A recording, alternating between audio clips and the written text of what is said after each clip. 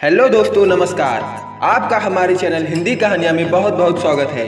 दोस्तों, कहानी का आनंद लेने के लिए कहानी को लास्ट तक देखें और कहानी पसंद आए तो वीडियो को लाइक और चैनल को सब्सक्राइब करना ना भूलें। तो चलिए शुरू करते हैं।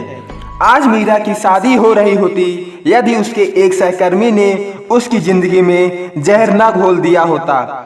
अपने मोबाइल पर कैलेंडर चेक करते हुए उसने देखा आज के दिन उसने कैलेंडर में सेट कर रखा था नए जीवन में प्रवेश। पर नए जीवन में प्रवेश का सपना ही रह गया। और ऐसा हुआ एक सहकर्मी के कारण जिसे वह अपना करीबी दोस्त मानती थी। उसके मानस पटल पर सारी घटना चलचित्र की भांति आती चली गई। मीरा के मोबाइल की घंटी बजी थी। उसने मोबाइल उठाकर देखा, आशीष कॉलिंग। हेलो आशीष, गुड मॉर्निंग। उसने मोबाइल ऑन कर कहा, गुड मॉर्निंग मीरा, कैसी हो? आशीष ने पूछा। उसकी आवाज में वह खनक नहीं थी जो हमेशा रहती थी। ठीक हूँ, अपना बताओ। सुबह सुबह कॉल किया, रविवार के दिन, और तुम कुछ चिंतित मालूम हो रहे हो। सब खैरियत तो है ना?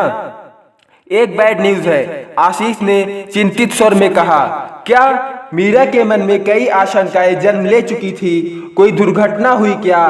किसी की मौत हो गई क्या? मेरे इंस्टाग्राम पर किसी ने तुम्हारी आईडी से तुम्हारा न्यूड फोटो भेजा है।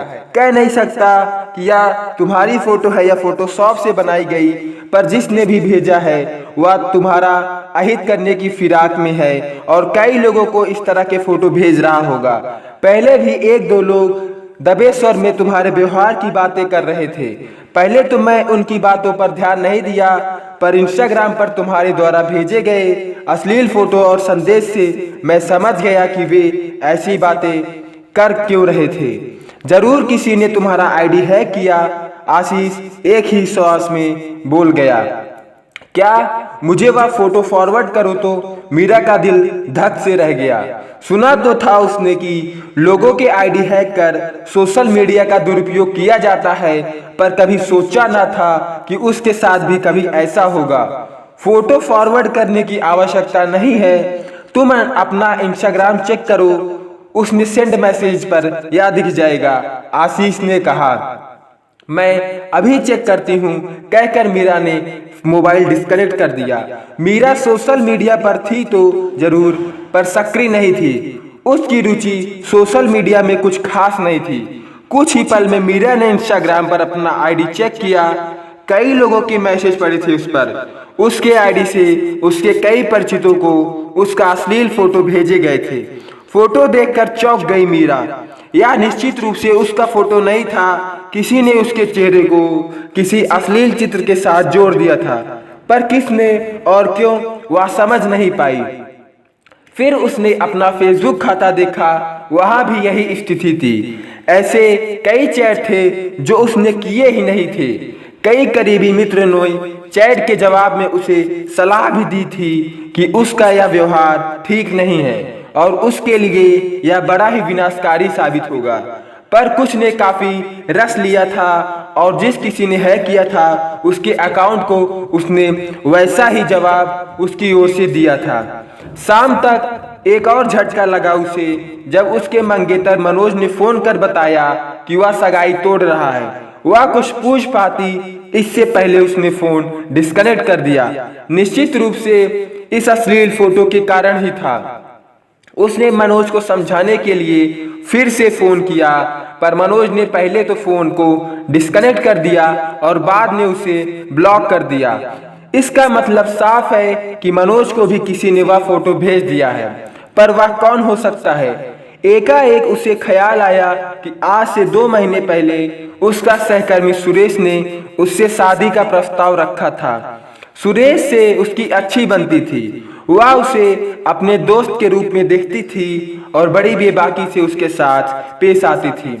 ऑफिस में तो उसके साथ काम करती ही थी, कभी कभी बाहर कॉफी पीने या स्नैक्स लेने भी जाया करती थी। पर वह सुरेश को सिर्फ और सिर्फ एक अच्छे सहकर्मी के रूप में देखती थी। शायद सुरेश के मन में उसके प्रति आकर्षण हो गया था। मजाक ही मजाक में वह कई बार उसे इशारा भी कर चुका था, पर वह उसके हर बात को मजाक में टाल दिया करती थी। एक दिन सुरेश ने बड़ी ही गंभीरता से उसके सामने शादी का प्रस्ताव रखा था। पहले हंसी थी मीरा, पर जब सुरेश को गंभीर देखा तो उसने साफ साफ कहा था, देखो सुरेश, मैं तुम्हें एक अच्छे सहकर्मी के रूप में देखती हूँ। तुम्हारे साथ शादी के बारे में मैं सोच भी नहीं सकती। लेकिन क्यों, कितना खुश रहते हैं हम साथ साथ, और मैं वादा करता हूँ कि तुम्हें हमेशा खुश रखूंगा, गंभीरता पूर्वक कहा था सुरेश ने। क्यों का कोई जवाब नहीं है मेरे पास, पर मित्रता और शादी दो अलग अलग मामले हैं। मैंने समझा था कि तुम मजाक कर रहे हो, पर मैं देख रही हूँ कि तुम गंभीर हो। मैं पूरी गंभीरता के साथ कह रही हूँ कि मैं तुमसे शादी नहीं कर सकती। हाँ दोस्त, हम सदा के लिए रहेंगे। उस दिन सुरेश के बाद उसका दोस्त भी नहीं रहा गया था। वह उससे दूर दूर रहने लगा था। पहले उसने उसे समझाने की कोशिश की थी, पर जब सुरेश नहीं माना तो उसने उसे अपनी जिंदगी से बाहर कर दिया। ऑफिस के काम से सिर्फ काम भर का संपर्क रह गया था उससे। पहले की तरह साथ साथ घूमना, हंसना, बोलना नहीं होता था। करीब 6 महीने बीत गए होंगे इस बात को। नजदीकी पुलिस स्टेशन पर जाकर मीरा ने रिपोर्ट लिखवाई थी और सुरेश पर संदेह जताया था। पुलिस ने जांच की तो पता चला कि उसने ही किसी को पैसे देकर उसके इंस्टाग्राम, फेसबुक खाते को हैक करवाकर उसकी ओर से अश्लील फोटो और संदेश भेज दिया था, जिसके कारण न सिर्फ उसकी बदनामी हुई थी बल्कि उसकी सगाई भी टूट गई थी। ऐसे भी सहकर्मी होते हैं दुनिया में जो साथ साथ काम करते हैं और अपनी बात नहीं मानने पर किसी भी हद तक जाने के लिए तैयार हो जाते हैं। उसका जीवन तो उसने बिगाड़ ही दिया है। खुद भी पुलिस से भागा भागा फिर रहा है, अपनी जिंदगी भी बिगाड़ ली है उसने। अपने मोबाइल के कैलेंडर से उसने नए जीवन में प्रवेश विवरण को डिलीट कर दिया और आ भरकर मोबाइल को एक ओर रख दिया। पर इतना ही काफी नहीं था। सुरेश को उसके किए की सजा मिलनी ही चाहिए और वह इसके लिए कोई ना कोई उपाय जरूर करेगी।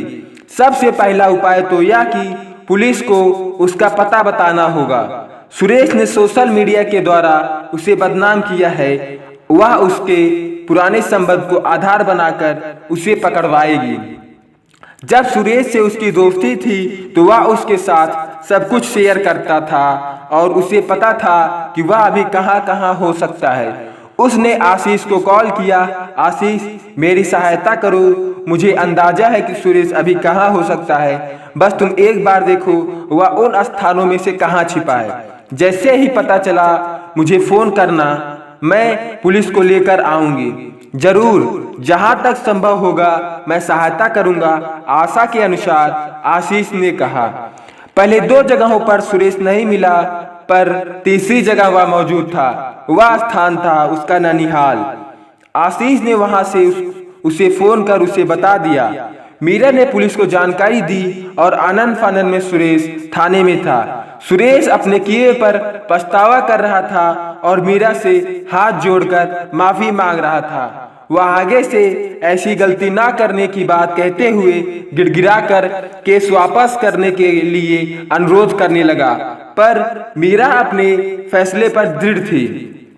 मामले की चर्चा सभी ओर होने लगी तो उसके पूर्व मंगेतर को बात समझ आई कि उसने मीरा के साथ गलत व्यवहार किया।